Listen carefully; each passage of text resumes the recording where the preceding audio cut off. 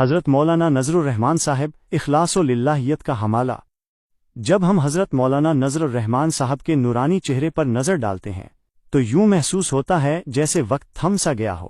سفید ریش پیشانی پر سجدوں کا نور اور آنکھوں میں امت کے لیے درد کی نمی، یہ وہ اوصاف ہیں جو انہیں لاکھوں دلوں کا محبوب بنا دیتے ہیں۔ آپ تبلیغی جماعت کے وہ درویش صفت امیر ہیں جنہوں نے اپنی پوری زندگی قال اللہ و قال الرسول صلی اللہ علیہ وسلم کی صدا بلند کرنے میں وقف کر دی۔ سادگی کا نمونہ، ایک مرتبہ سفر کے دوران حضرت کے قیام کا انتظام ایک پرتعیش کمرے میں کیا گیا، لیکن آپ نے وہاں آرام کرنے کے بجائے زمین پر چٹائی بچھا کر سونے کو ترجیح دی۔ آپ نے فرمایا، نبی پاک صلی اللہ علیہ وسلم کی زندگی کی سادگی میں جو سکون ہے وہ ان ریشمی بستروں میں کہاں۔ امت کے لیے بے مثال تڑپ۔ کئی بار ایسا دیکھا گیا کہ حضرت علالت کی شدت کے باوجود دعا کے لیے کھڑے ہوتے ہیں تو ان کی ہچکیاں بندھ جاتی ہیں۔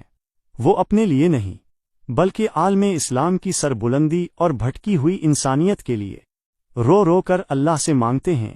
ان کے آنسو گواہ ہیں کہ ان کے سینے میں امت کا کتنا بڑا درد چھپا ہے۔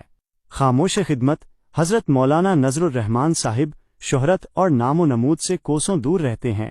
وہ بڑے بڑے اجتماعات میں بھی ایک عام خادم کی طرح بیٹھنا پسند کرتے ہیں۔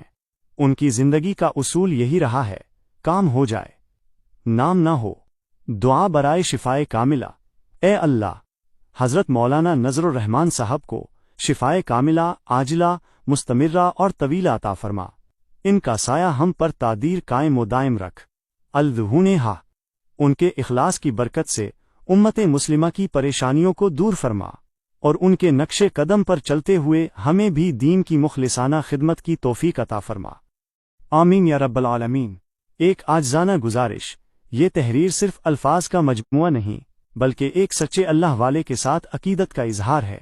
حضرت سے محبت کرنے والوں سے گزارش ہے کہ اس پیغام کو جتنا ہو سکے شیئر کریں۔